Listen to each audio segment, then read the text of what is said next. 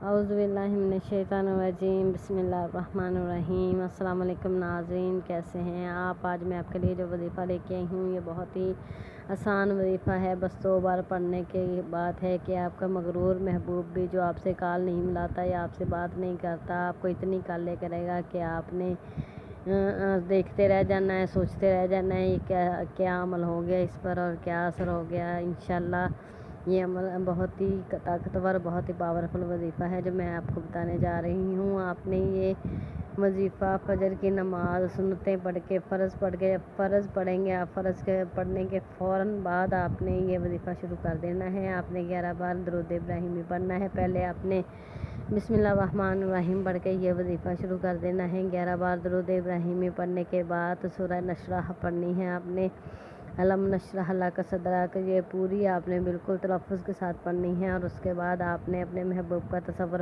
پکا رکھنا ہے اور اللہ تعالیٰ سے دعا کرنی ہے۔